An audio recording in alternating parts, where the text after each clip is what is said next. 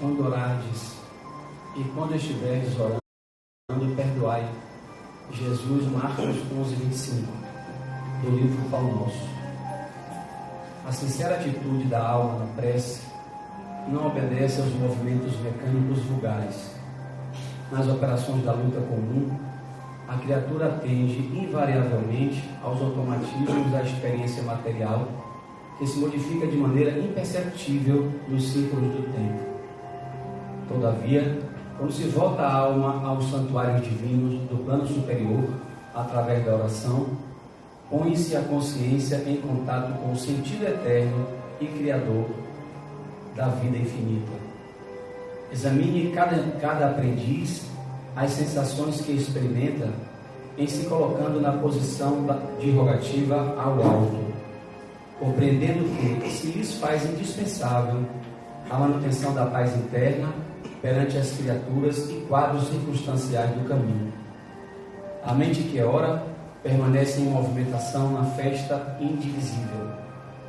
As inteligências encarnadas, ainda mesmo quando não se conhecem entre si, na pauta das convenções materiais, comunicam-se através dos tênues fios do desejo manifestado na oração.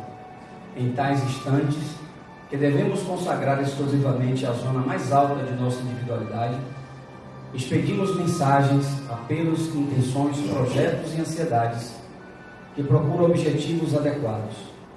É digno de lástima todo aquele que se utiliza da oportunidade para dilatar as correntes do mal, consciente ou inconscientemente. É por esse motivo que Jesus, compreendendo a carência dos homens e mulheres, isentos de culpa, lançou esse expressivo programa de amor a benefício de cada discípulo do Evangelho. E quando estiverdes orando, perdoai.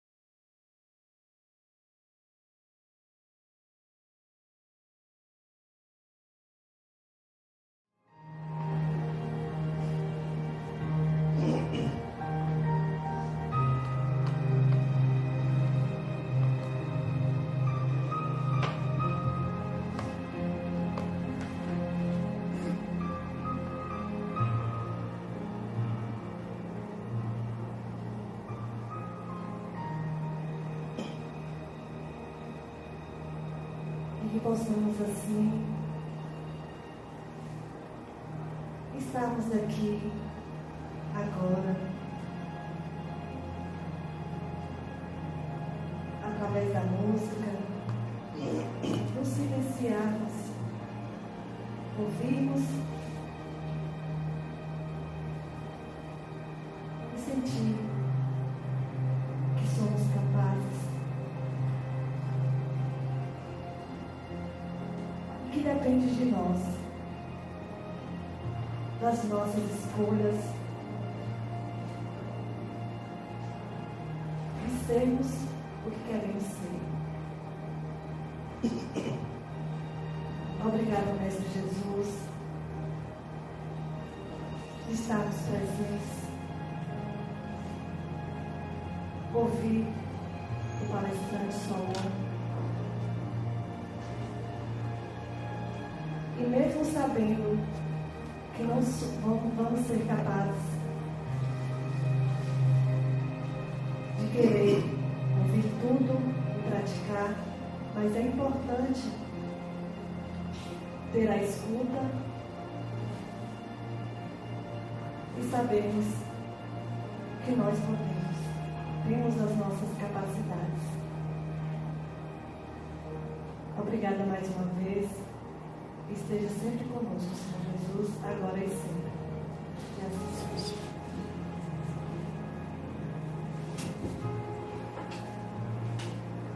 Boa noite a todos. Sejam todos bem-vindos. Passo a palavra a Solon, que vai falar sobre o tema desenvolvimento das habilidades e evolução espiritual.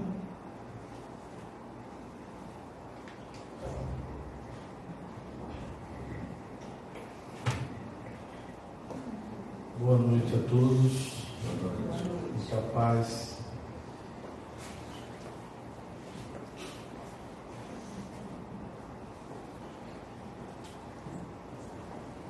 Ao término da prece, a colega transfere a mim a responsabilidade pela condução da palestra e usa da expressão: agora passo a palavra para Solon. Esse é um termo por demais responsável, que significa transmitir a palavra, responder por essa transmissão. Por mais que tenhamos estudado para falar sobre o tema, olhar cada olhar de vocês, seja os que estão aqui presentes, encarnados, sejam os desencarnados, sejam as minhas próprias expectativas da casa como um todo, preencher o vazio entre as expectativas que vocês têm sobre o tema proposto. Nós vamos precisar preencher com palavras, e que, por mais precisão que tenhamos no uso da mesma, ela vai chegar em cada pessoa de uma forma diferente. Não é possível, portanto, encontrar uma maneira de se pronunciar, de fazer uso da palavra, e me parece esse ser o mais complicado instrumento que temos para nos aproximar, do que ter que encontrar algum sentido naquilo que a palavra possa capturar do vazio entre a minha expectativa e aquilo que a voz daquele que responde, se responsabilizando em falar desse tema. Portanto, apesar do tema central, desenvolvimento das habilidades e evolução espiritual, ter a princípio um eixo que de alguma maneira tenta dar uma referência ao que vamos colocar hoje à noite, ainda assim eu queria ressaltar a dificuldade de alcançar esse objetivo. E vou ser mais preciso, a impossibilidade de alcançar o objetivo de tamanha grandeza. Agora vocês imaginem o que é educar um filho. Já disse uma primeira vez. Fizemos uma aposta para não dizer um ao longo da palestra. Já perdi. Não é uma tarefa fácil de realizar. Dizia Freud, é uma tarefa impossível. Aliás, ele diz que são 3 tarefas impossíveis: educar, governar, isso é mais fácil de entender, vivendo o desgoverno que a gente anda vivendo no nosso país, com aparência de governo. E terceiro, analisar. Olha que o fundador da psicanálise está dizendo que uma das tarefas impossíveis é a própria tarefa de responsabilidade do analista, que é analisar. Ou seja, nós estamos num campo onde todas as tarefas são margeadas pela palavra e nenhuma delas dá conta de responder, ainda que as tentativas sejam sempre boas tentativas. Nós gostamos de ouvir música, assistir filmes, conversar com pessoas, na tentativa de ir encontrando sentidos para as coisas. Enquanto a prece se dava, não sei por que motivo, mas provavelmente, inclusive, tomado pela energia que exala nesta casa, eu fui levado a uma lembrança da minha infância na fazenda do meu avô. Imagino que por volta dos 5, 6 anos de idade, uma fazenda do interior da Bahia, Irará, onde ele morava. Sempre passava as férias com ele lá, principalmente as férias da minha mãe, né? Que era o tempo dela resolver as coisas e a gente trabalhava muito, ele andava, embarcava ali para a fazenda, porque assim não podia fazer alguma coisa em casa. Mas uma coisa me chamava muita atenção, e é essa memória que veio junto no momento da prece. A condução dos bois para o curral. Tinha um vaqueiro, esqueci o nome dele aqui agora, e o vaqueiro aboiava. Boi! Eu achava aquilo fantástico. Como é que os bois não falavam e aceitavam que aquele aboio levasse eles para dentro do curral? E é interessante porque o vaqueiro, ele tinha limitações muito grandes. Ele não era alfabetizado, portanto, praticamente não sabia fazer conta, não sabia escrever. E eu já nessa faixa de idade, 5, 6 anos de idade, sendo filho de professor, evidentemente que já sabia fazer um monte de coisa. E aquilo me chamava a atenção. Eu disse, caramba, como é que ele consegue falar com os bois? E era interessante porque ele dava os nomes, né? Eu me lembro de algumas. A mais mansinha chamava Bolinha. E ele gritava Bolinha, e Bolinha seguia no ritmo que ele estabelecia com a palavra. Se a gente fizesse uma mágica, e eu tenho que aprender a fazer essa mágica. E começava a gritar também. E todas as vezes que eu realizava essas tentativas, meu avô me chamava a atenção. Não grite, que os bois acabam não indo para o lugar que eles têm que ir. Mas se o vaqueiro falando com os bois vão para o lugar, por que eu também não posso fazer? Essa é uma daquelas perguntas que eu fazia aos adultos que ninguém tinha resposta para me dar. A única coisa que meu avô dizia é: quando você crescer, você vai entender. Bom, eu cresci e até hoje eu não sei por que os bois do meu avô só seguiam o aboio do vaqueiro.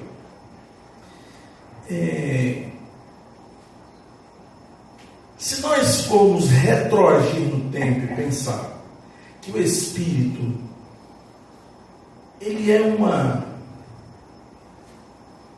consequência direta das inúmeras experiências que a mônada divina, a primeira forma de inteligência a viver no planeta, a soma dessas experiências alcança em algum momento uma capacidade de elaboração que se torna possível falar no Espírito. Ou seja, do princípio inteligente podemos alcançar esse Espírito que hoje pode encarnar. Bom, bilhões de anos se passam aí, é perdido esse elo não temos como ter acesso, senão por alguns informes da espiritualidade, quando fala acerca dessas possibilidades levantadas por eles. O fato é que, nessa caminhada evolutiva, há alguns princípios que são absolutamente inegociáveis. Primeiro, um processo absolutamente inconsciente de tudo isso que se dá. Nós não sabemos. Os Espíritos dizem isso muito claramente no livro dos Espíritos e mesmo na Gênese. nós não temos vocabulário, e é essa a expressão utilizada pelos Espíritos, para poder dar conta do universo, da complexidade, da realização e elaboração desse projeto consequente que leva ao Espírito. Ok, até pelas dificuldades apontadas pelo Espírito de verdade, a gente tenta colocar algumas palavras aí mais uma vez e chegamos à conclusão, pela própria resposta deles, que estamos diante de mais uma tarefa impossível. Isso me faz pensar dos escravos que, vivendo no Egito por muitos anos, são retirados depois de uma tratativa entre Moisés e o faraó para ir em busca da terra de Deus. Moisés, portanto, tem um papel decisivo na construção desse percurso, já de um espírito encarnado, absolutamente inconsciente do seu valor, do seu tempo. Nós estamos falando não necessariamente das primeiras encarnações, mas num ponto de vista evolutivo de um planeta ainda em início, uma adolescência, ou melhor, uma pré-adolescência, em que se precisa de um condutor para levar essas ovelhas. Nesse processo, nessa condução, em alguns momentos, Moisés fez o mesmo que o vaqueiro aboiador da fazenda do Róbalo. E nem sei se ele tinha consciência do seu papel como condutor dessas ovelhas. Qual é o efeito prático disso? Claro, pensando de que nós precisamos de alguém que nos diga o que fazer, aquele que faz é etronizado. Então Moisés participa de um capítulo importante da história da humanidade, ponto. Mas os milhares de egípcios que estavam na viagem com ele, nós nem sabemos os nomes. Estavam alienados como bois, aboiados pelo aboiador. Então é preciso aí poder ter a ideia do processo evolutivo, do quanto nós estamos configurados ainda, mesmo tendo evoluído tanto em todos os níveis, ainda estamos a viver um processo de alienação profunda do significado da vida, e que por isso precisamos de referências balizadoras que norteiem o rumo que devamos prosseguir. Muitos espíritos missionários fizeram esse percurso, seja no campo da religião, seja no campo da ciência, seja no campo das artes. E se hoje, em pleno século XXI, ano de 2018, ainda vivemos às expensas dos mitos, às expensas dos líderes, dá para imaginar o quanto ainda estamos a estagiar no plano da nossa possível e futura responsabilização dos nossos atos. Podemos fazer um paralelo aí, um processo de construção da educação dos nossos filhos. Os nossos filhos nascem absolutamente imaturos, mesmo com 9 meses são sempre prematuros. O bebê humano é diferente do bebê do boi e da vaca. Então o bebezinho da vaca levanta comendo de 1 hora, já está comendo grama e já está se virando lá, mamando o peito da mamãe e resolvendo a vida dele. Nós não sabemos o que fazer com o mundo que se nos apresenta. Eu fico imaginando nós pequenininhos, acabando de nascer, tomando um tapinha na bunda, chorando, todo sujo, sem saber o que fazer. Que negócio complicado. Como é que recursos nós temos para poder fazer desabrochar aquilo que está no campo da potencialidade daquele corpo que acaba de nascer? E olha que eu estou ainda apontando para a questão biológica, não estou falando ainda das questões afetivas, emocionais, espirituais, e por aí vai. Só no campo biológico, nós temos uma semente de um corpo que, do ponto de vista evolutivo, do desenvolvimento dos reinos da natureza até alcançar o nível humano, aquele corpo vai se desenvolver enquanto organismo. Mas esse corpo cresce igual para todos os humanos? Não. O fato de podermos abrir um olho e enxergar não significa que todos os humanos enxerguem da mesma forma. O fato de termos ouvidos e esses órgãos, estar nos prestigiando de tal forma que possamos ouvir, não significa que o áudio que alcance e estimule as membranas auditivas, que eles tenham a mesma percepção, a mesma compreensão, a mesma interpretação, quando chega à fase subsequentemente adulta. Qual é a consequência direta disso? É de que esse corpo biológico, ele sozinho não responde. Não é porque, do ponto de vista biológico, a evolução tenha particularizado, até que mesmo particularizado, até que mesmo generalizado no campo da espécie humana, nós não construímos um perfil de unidade de interpretação das percepções que nos alcançam. E essa é uma diferença entre os humanos e os animais. Vocês não vão encontrar na natureza uma abelha que saia no São João para ir dançar forró. Elas podem dançar qualquer coisa, menos forró. Elas vão sempre repetir a mesma coisa, porque o objeto do seu interesse não muda no campo da evolução.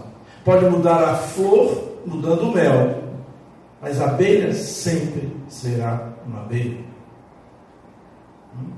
Portanto, as habilidades da abelha, elas permanecem de certa maneira estacionadas ao longo do projeto de desenvolvimento da sua condição, diferentemente dos humanos.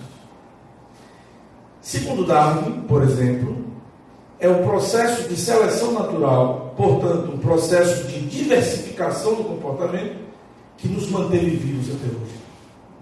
Só que aí temos alguns problemas. Se Darwin está certo, é a diversidade que constrói o progresso das nossas habilidades. Só que qual é a função e a destinação atual no campo da educação? O que tem mudado radicalmente nos últimos anos. A ideia de que existe um jeito certo de educar os filhos. Estamos cometendo um erro grave do ponto de vista da espécie. E aí começa a surgir tudo que é canto, manuais de educação das habilidades. Então, se nós formos seguir nesse caminho, nós vamos construir uma sociedade, ainda que de iguais, mas de iguais que não têm opinião própria. Isso é um risco. Nós estamos construindo uma sociedade higienizada por uma compreensão de que a educação seja dessa ou daquela forma. Nessa mesma fazenda em que visitava o meu avô nas férias de junho e nas férias de janeiro, uma coisa era patente: sobrava tempo para fazer as coisas. Sobrar tempo para fazer as coisas, gente, é algo, talvez seja a coisa mais importante do processo educativo de um ano. E não era só eu que ia para a fazenda do meu avô, meus primos também iam. E chegava lá, até por conta dos poucos recursos que tínhamos, não tínhamos dinheiro para comprar a bola. Ainda que naquela época, a bola chuveirinho não custasse tão caro. Mas participávamos de uma família com limitações financeiras. E aí nós juntávamos as meias, reuníamos numa bola e costurávamos o jogo de futebol, a bola do jogo de futebol. E olha, jogávamos partidas fantásticas, que a Copa do Mundo fica de longe não tinha o mesmo público, naturalmente. O público era reduzido, era limitado. Mas a sensação de viver essa experiência era tamanha, como uma bola feita de meia. Me faz lembrar também que nos juntávamos no chão, debaixo da sombra de uma árvore, e pregávamos pedaços de gravetos e construíamos de forma semelhante a representação de um curral. Não tínhamos dinheiro para comprar o bichinho pronto. Nós fabricávamos, tirando frutas do pé, frutas pequenas, onde dizíamos que os maiores eram os pais, os menores eram os filhos. E aprendíamos, portanto, nessa lógica, pelo vazio de ocupar o tempo, as trocas permanentes com os nossos companheiros. Sentávamos no chão com os filhos dos trabalhadores da roça, da fazenda. Aprendi a fazer manoca de fumo. Não sei nem se vocês conhecem o que é isso. Manoca de fumo é a forma de você guardar a folha do fumo para depois vender.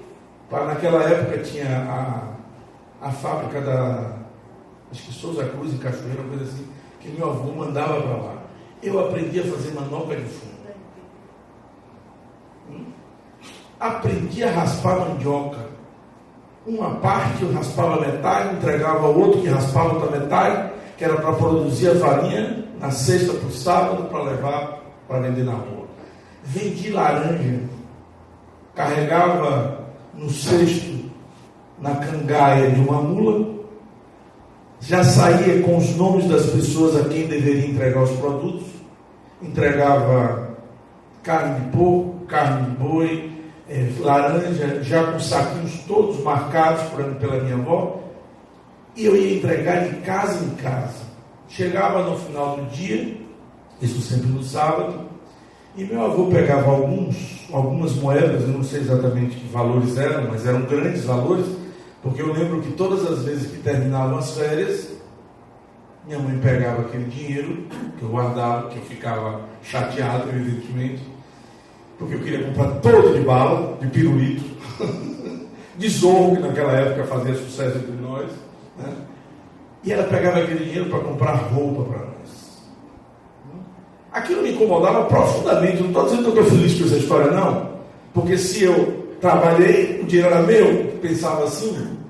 Mas a preocupação da mãe, ainda que talvez não conscientemente elaborada, sem nenhum tipo de manual que indicasse que fosse certo ou fosse errado, que essa é uma questão importantíssima que eu gostaria de ressaltar, porque esse saber do educador mãe ou do educador pai está sendo transferido para a mão dos especialistas. Nós recebemos na clínica inúmeros pais e mães que chegam a nos dizer: eu não sei o que fazer, doutor. Bom, você veio para o lugar errado. Porque um pai ou uma mãe dizer, abrir mão do seu saber e achar que o especialista vai dizer o que é melhor para o seu filho, não tem especialista que tenha essa capacidade. Por melhor que ele seja. O especialista tem uma função: levantar questões, mas apontar respostas é responsabilidade de pai e mãe.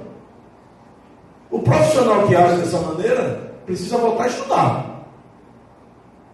Porque a educação não é dizer como fazer, é encontrar respostas. E eu diria mais, encontrar perguntas. Na última greve que tivemos, agora recentemente, dos caminhoneiros, acredito que todos aqui passaram pelas mesmas limitações. É semelhante ao vazio que eu encontrei na fazenda do meu avô, há cerca de 40 e poucos anos atrás. Além mais, quase 50 anos. Estou ficando velho. Para meu azar, a antena da televisão deu um problema, fiquei sem televisão. A internet deu problema, fiquei sem internet. E não tinha gasolina, não podia sair com um carro. Ficamos um final de semana dentro de casa. E hoje em dia, viver sem internet, viver sem televisão é um problema. Com os filhos dentro de casa. E agora faz o quê? Vocês imaginam isso? Estamos no século XXI, vivendo algo do século XX. E o que fazer com esse vazio? E é interessante, aconteceu algo que me chamou muita atenção. Minha enteada pegou o controle do portão e foi abrir para alguém, não sei se para o namorado, não lembro agora. E quando ela voltou, ela chegou com uma questão. Sol, estou pensando uma coisa. Você já parou para pensar o que significa apertar um botão e o portão se abrir? É a minha pergunta lá de trás, sobre o vaqueiro ter que saber conduzir o boi. É a mesma pergunta. Só que as respostas são outras, porque o mundo também é outro. Observem a fineza, a sensibilidade da questão que está em jogo. Tendo internet, televisão, será que haveria espaço para se questionar que um botão apertado, sob a forma de um infravermelho, acionar o motor, disparar o rotor, para que ele possa abrir e depois apertá-lo de volta e ele fechar? Já pararam para pensar nisso? E o que é pior é que há muitos que têm defendido a ideia, ainda que quando eu falo defender a ideia não significa necessariamente que seja de natureza consciente, é de que apertando o botão se educa um filho. E colocando numa boa escola, e vou botar entre aspas, se educa um filho. Transmitindo a responsabilidade para a escola. E o que é pior, algumas escolas ainda vendem isso nos outdoors. Mande seu filho para cá que a gente vai torná-lo um bom cidadão. Cidadania se aprende em casa. Cuidar do mais velho, a gente aprende em casa. Aguardar que alguém mais velho sente, a gente aprende em casa. As primeiras atitudes de relacionamento com o outro, nós aprendemos em casa. E por que agora estamos levando para a escola o psicólogo, o psiquiatra, o psicanalista? Desenvolver habilidades, portanto, não é apertar um botão. O desenvolvimento da habilidade, que vem redundar na evolução de um espírito ao longo do seu processo, não decorre de você saber o que fazer, mas decorre de fazer o melhor. De você poder enfrentar o vazio que habita em você, encontrar as suas respostas. Portanto, não tem uma forma única de educar ninguém, muito menos as suas habilidades. Isso me faz lembrar um colega na época da engenharia,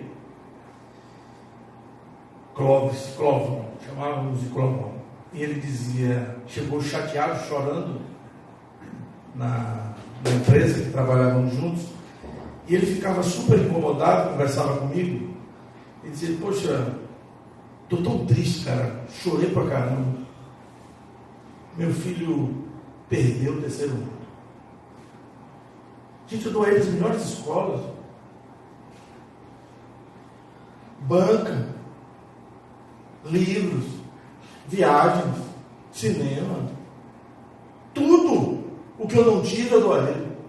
Na época eu não podia, até porque também estava na mesma condição que ele, como engenheiro, do ponto de vista da formação, não podia dizer muita coisa a ele, senão dividir com ele a própria dor, até porque também tinha filhos que estavam crescendo, e são preocupações comuns de nós que somos pais.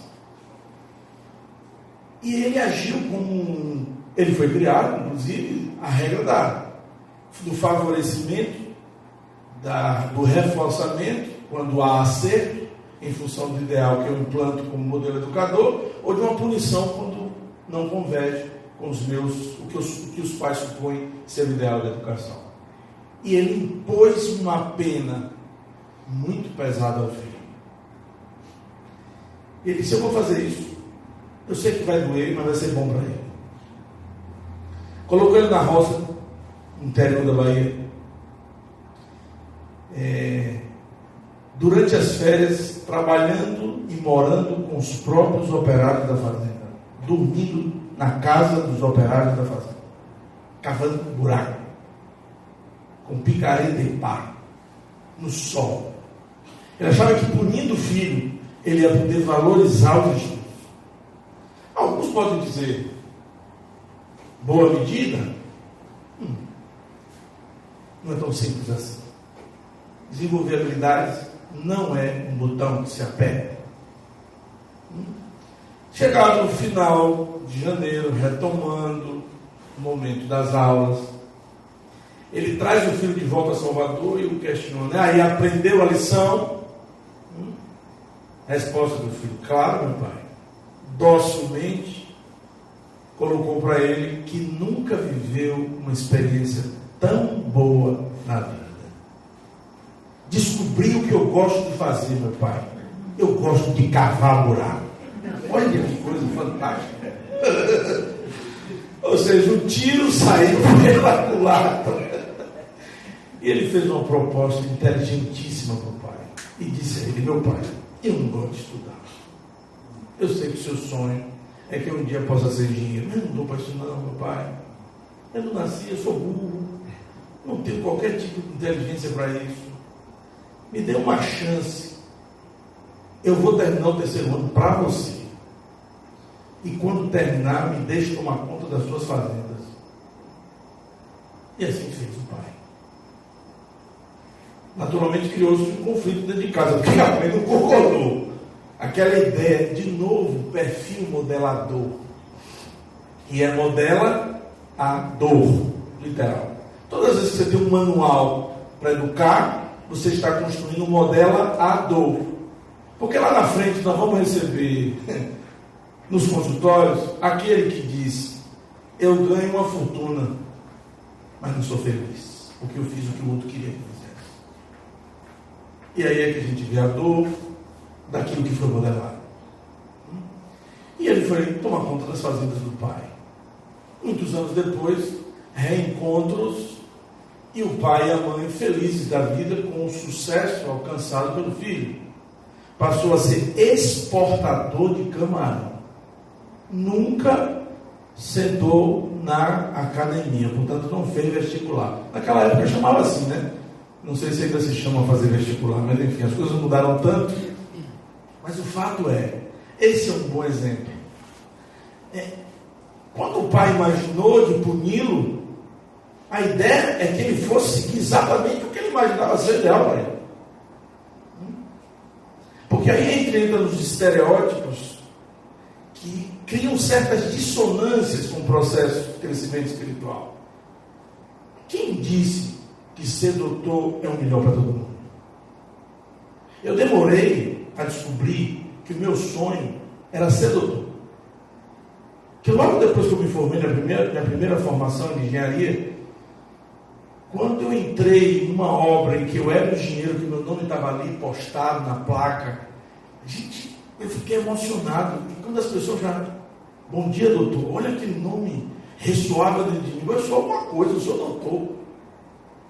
E eu fiquei feliz por muito tempo. Mas saí da Bahia, fui para vários estados, construí em vários lugares, até o dia que eu fui construir lá no Rio Grande do Sul, lá em Canoas, do lado de Porto Alegre.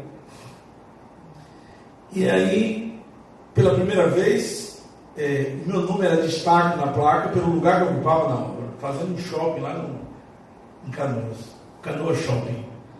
E eu chamei minha mãe para que ela pudesse ter orgulho de ver o filho com o nome, com aquele destaque na placa.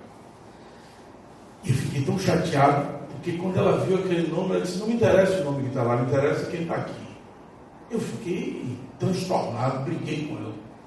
Como que você não pode ver a importância disso? Isso aqui é meu futuro. Aquilo ali representa outras obras, representa o futuro financeiro, tomar conta dos meus filhos. E ela insistia, disse: bom, você é cabeça dura. O que me interessa não é o nome que está na placa. O que interessa é você. Eu só pude aprender sobre isso agora, recentemente. Porque não é o nome que está na placa. Não é o doutor que me confere uma posição no estado social que designa quem eu sou. Muito de longe. E olha como a gente se perde nesses caminhos. No fundo, são meras interpretações das percepções. É óbvio que por mais que o pai e a mãe possam oferecer o melhor que tem de si, se espera que um pai e uma mãe faça isso, não é possível alcançar no processo educativo desse filho que ele destaque uma certa habilidade como aquela que represente aquilo que ele deseja ser. Não tem como fazer isso. O que é possível é manter o vazio emprestado o tempo inteiro. Aquele vazio que me fez pensar o que levava o aboiador, o vaqueiro do meu avô fazer, conduzir os bois até o curral. Nós não estamos mais no nível, do ponto de vista da evolução espiritual que nos encontramos no planeta, a ter que ficar o tempo inteiro experimentando uma construção permanente de mitos. E nós estamos falando de mitos em vários flancos, né? Se temos os mitos do pai e a mãe, que servem-nos de identificação, ok. Mas não podemos fazer dessa identificação um projeto de absolutização da verdade. Isso vale para o espiritismo, isso vale para o palestrante espírita. Por mais que eu possa alcançar o coração de vocês, porque identificar que uma palavra chegue no coração de vocês, eu jamais vou poder dizer o que vocês pensam. Eu posso até estimulá-los, eu posso até provocá-los. Imagine, inclusive, que vocês não passavam pela cabeça de vocês que eu pudesse começar a falar desse tema falando de boi e de vaca. Mas eu começo falando de boi e de vaca para que a gente saia da condição de alienados aos mitos, de alienados aos coros, aos hinos, como se fôssemos massa de manobra o tempo inteiro. Hoje, um reposicionamento. Não adianta a gente poder se dar conta, inclusive pelos informes da espiritualidade, que os espíritos que têm reencarnados são espíritos inquietos, mas espíritos de uma nova postura e concepção da vida. Se não colocamos nesse lugar de importância que eles têm, ou seja, diminuir cada vez mais o processo de idealização e fomentar cada vez mais a possibilidade de que cada um encontre o seu caminho. Isso não significa que um pai ou uma mãe não possa ter opiniões. De vez em quando alguns nos procuram, mas eu queria muito que ele fosse médico. Uma coisa é você querer que ele seja médico, a outra coisa é você impor que ele seja médico. São duas coisas diferentes. Há muitos jovens que nos procuram, querem saber a sua vocação. Eu acho isso tão estranho, descobrir qual é a vocação. Como assim descobrir a vocação? Eu me sinto incomodado no lugar profissional quando me sou colocado nessa condição de ajudar a desvelar essa vocação. Eu não acredito em vocação. Não acredito em vocação. Eu acredito no sujeito que está me encarnado. Esse sujeito nem sabe o que ele quer. Eu tenho alguma dúvida de alguém aqui existe que sabe o que quer? A gente sabe algumas coisas, mas saber o que quer é difícil demais. É exigir demais da gente. Bom, eu posso dizer que aos 14 anos eu sabia o que eu queria. Queria ser médico. Perdi o vestibular, não fui. Aos 18, queria ser engenheiro, fui engenheiro. Aliás, antes fui contador, depois fui engenheiro, psicanalista, psicólogo. E quem sabe amanhã outra coisa. Ou seja, eu não sou nenhum exemplo que sabe o que quer. Pelo menos do ponto de vista de um tempo maior.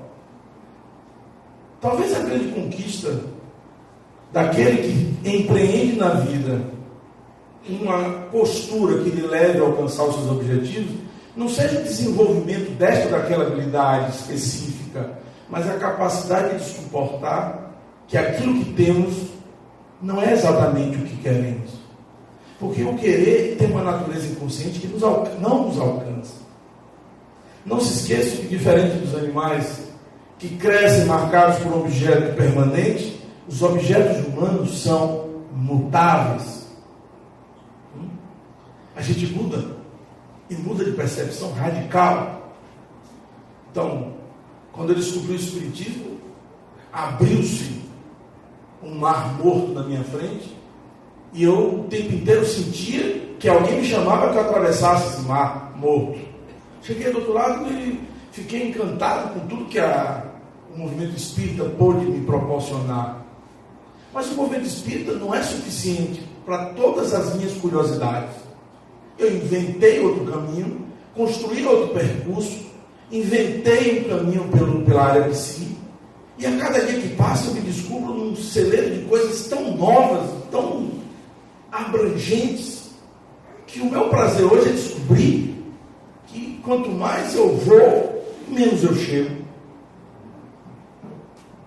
Então, se é que é possível falar de uma habilidade que nos leve a um avanço nas condições espirituais, é a capacidade que o ser espiritual tem de inventar-se a todo instante e de não ficar marcado por situações permanentes, que a gente costuma dizer aqui na Bahia, a síndrome da Gabriela. Eu nasci assim, eu cresci assim, e você sempre assim. Ah, que coisa, hein? Ontem eu estava assistindo, eu tinha até 10 para 9, né? Eu estava assistindo ontem reassistindo, na verdade, reassistindo não, estava gravado, eu fui assistir uma entrevista no Pedro Bial, de Edmar Santos e uma senhora que eu nunca tinha visto na minha vida. Cantores da Noite. Não esqueci o nome dela agora. Edmar eu já tinha escutado algumas vezes. Até porque ele, por muitos anos, foi uma espécie de crooner de Calbi Peixoto, e eu gostava muito das músicas de Calbi. E ele trouxe toda a história de vida dele. Em certo momento ele conta uma que me fez pensar o quanto é importante os riscos que empreendemos no nosso processo de elaboração, inventar coisas que nos levem a alcançar alguns dos nossos objetivos. E ele dizia que ele cantava na noite e tinha um desejo muito intenso de cantar no Canecão. Mas ele não tinha dinheiro, nem tampouco tinha nome para que pudesse ser convocado, convidado para fazer uma turnê no Canecão. Não tinha isso. Ele arrumou um empréstimo, na época, em torno de 300 mil reais, e é o único cantor brasileiro, quiçá do mundo, que pagou para cantar. Ele pegou 300 mil reais, pagou o Canecão e cantou. Ao final da sua apresentação, o dono do Canecão pegou o microfone e disse: você está contratado para 2 semanas no Canecão. E ele dizia ao Pedro Bial algo que ficou marcante para mim. A única coisa que eu queria era cantar no Canecão. E sabia que no dia seguinte ia voltar a cantar na noite, ponto. O que eu ia fazer com o empréstimo que eu fiz, eu não sabia. Mas eu queria viver essa experiência de cantar no Canecão e fui e cantei. Porque Bial perguntava assim, mas e no dia seguinte, cara, como é que ia acontecer? Você com esse débito todo? A vida não teria valido a pena. Então a questão marcada pelo que a temática pode nos proporcionar de reflexão é que cada um de nós possa se perguntar: tem valido a pena apostar no que somos?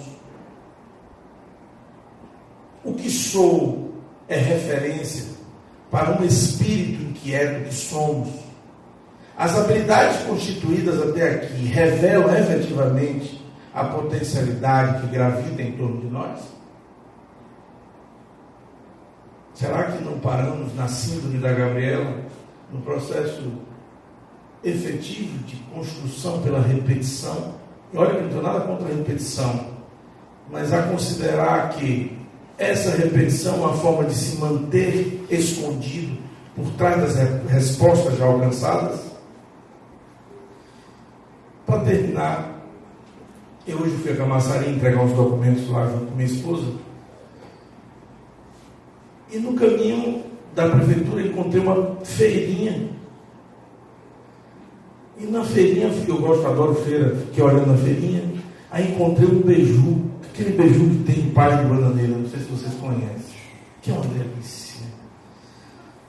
Aquilo veio junto com o sabor, a memória da minha época, da fazenda. Por isso que eu trago isso para encerrar. por melhor que seja a fábrica da Nestlé da vida, jamais vão conseguir produzir o gosto do beiju de bananeira que produzia na fazenda do meu avô. Não tem como sintetizar o afeto que nós sentimos por um filho. Não tem como sintetizar o sentimento de amor que sentimos por outra pessoa. Não tem como criar condições antecipadas que nos marquem por um destino de gostar desse ou daquele, porque não tem explicação.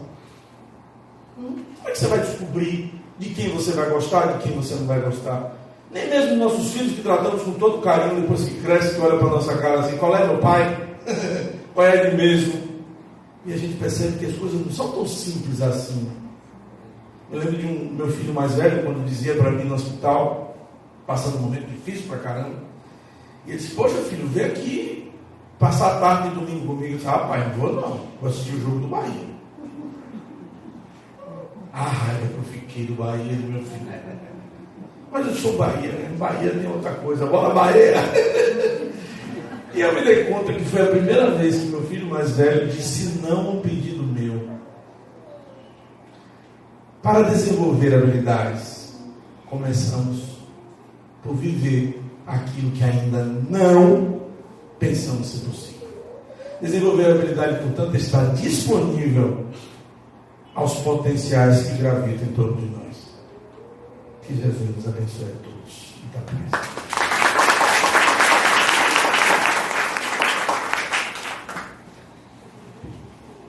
Vamos aos nossos avisos. Antes dos avisos, vamos fazer o sorteio do livro Assim Vencerás, pelo Espírito Emmanuel, Franciscano Xavier. Aí, meu amigo, sacode esse negócio aí. Lembrar da fazenda do seu avô. Vai ganhar um bolinho. É assim. É assim. Número 98. 98. Quem é 98? Você? Rapaz. Diego Soares Montes. E olha o título, viu? Assim vencerás, olha a responsabilidade. Obrigado.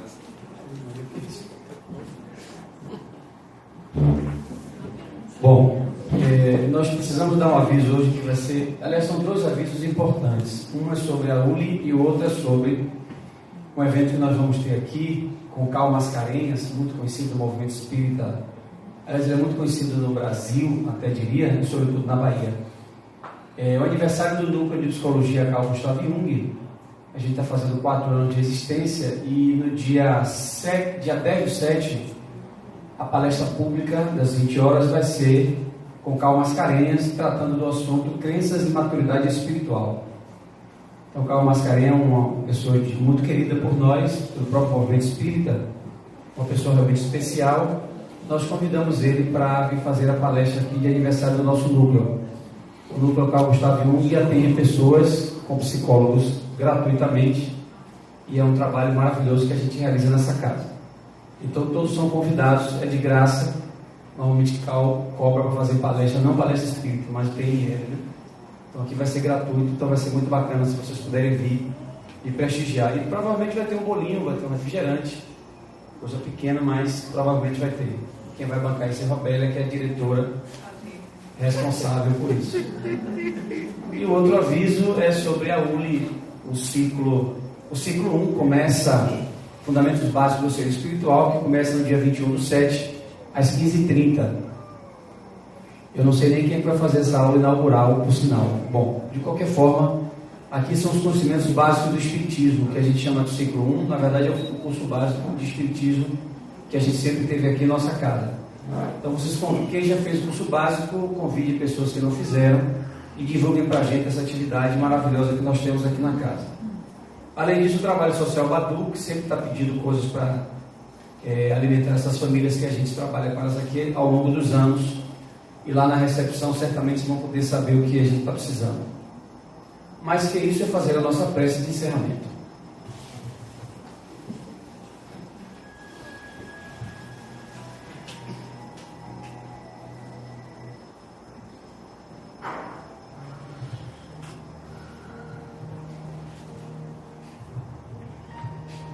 Queremos agradecer a todos nós que aqui estamos, todos nós que disponibilizamos o nosso tempo para vir em busca de nós próprios, investigar a nossa alma, investigar o sentido da vida.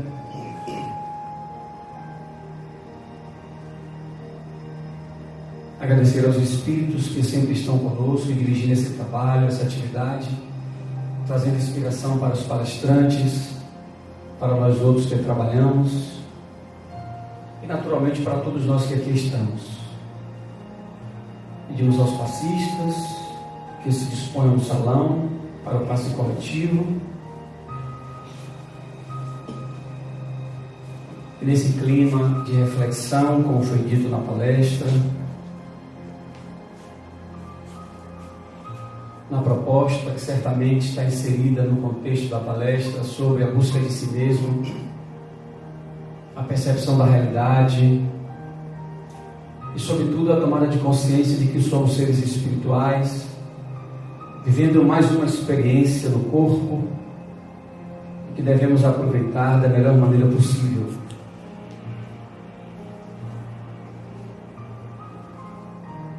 Possamos ouvir essa música, essa melodia que toca nossas almas, nossos corações, que nos sensibiliza e certamente nos coloca mais perceptível e sensível à presença dos Espíritos amigos, que muitas vezes estão conosco, que nos ajudam, que nos inspiram e convivem conosco. Com um pensamento elevado, com as vibrações de paz, amor, harmonia e luz. Obrigado, Jesus, por aqui estarmos, pelos nossos melhores desejos e propósitos de servir a causa do bem em prol de nós próprios.